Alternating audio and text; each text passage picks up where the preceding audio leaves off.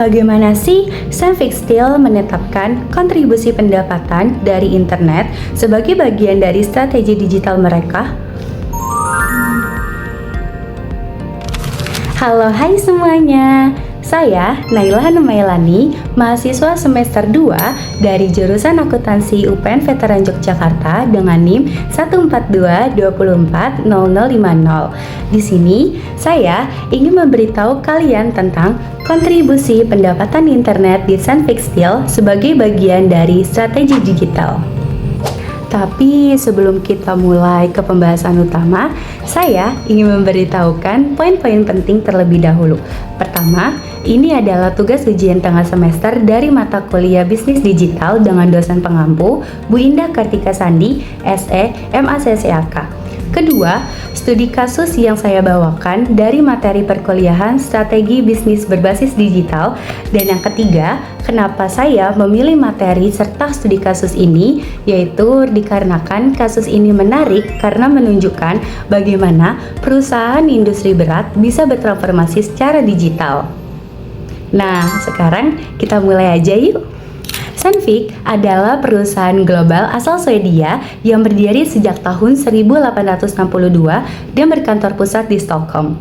Salah satu unit bisnisnya adalah Senfik Steel yang memproduksi berbagai produk industri seperti alat pemotong presisi tinggi, baja khusus, serta peralatan untuk pertambangan dan konstruksi.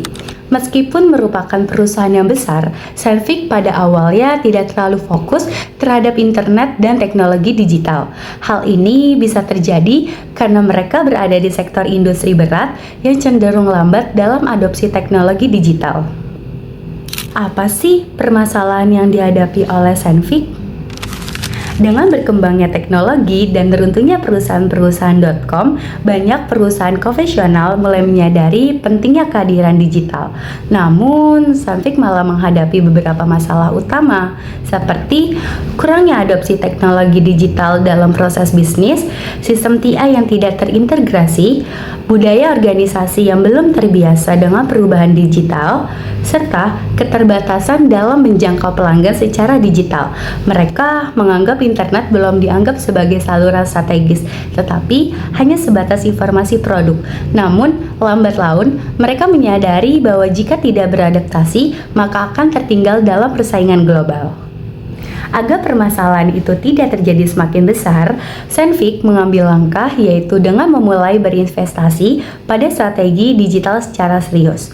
Fokus utama mereka sekarang bukan sekedar menjual produk secara online, tetapi membangun hubungan jangka panjang dengan pelanggan, memberikan layanan bernilai tambah yang tidak bisa didapatkan dari distributor biasa, dan juga memberikan kontrol dan fleksibilitas kepada pelanggan. Contohnya ada pada unit bisnis Senfik Koromen, seperti pelanggan bisa mendesain alat mereka sendiri secara online sesuai kebutuhan. Selanjutnya ada pelatihan online untuk penggunaan alat, serta pelanggan mendapatkan laman web personal yang menampilkan data pemakaian alat, rekomendasi pemeliharaan, dan info produk terbaru.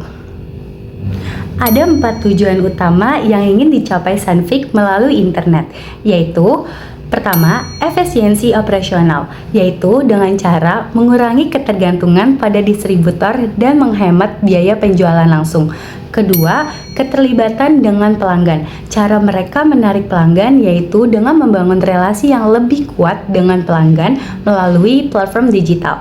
Ketiga, peningkatan penjualan online. Dalam waktu 2 tahun ke depan, Senfik menargetkan bahwa 40-50% dari seluruh transaksi penjualan perusahaan dilakukan secara online melalui website mereka. Dan yang terakhir, diferensiasi kompetitif. Perusahaan Senfik memberikan layanan digital eksklusif yang tidak ditawarkan oleh para pesaing. Dengan ini, Senfik ingin membuat pelanggan merasa lebih nyaman dan puas saat berbelanja, agar mereka tetap setia dan terus membeli produk Senfik. Kemudian, apa sih hasil dari semua ini?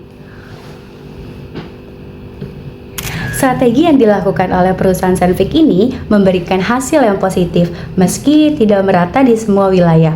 Seperti negara Denmark dengan 20% pesanan dilakukan melalui web, negara Swedia 31% dengan transaksi web, dan juga Amerika Serikat yang hanya baru 3% karena masih sangat bergantung pada distributor dan sistem ADI atau Electronic Data Interchange. Perbedaan ini terjadi karena tingkat adopsi digital dan struktur distribusi yang berbeda-beda di setiap negara.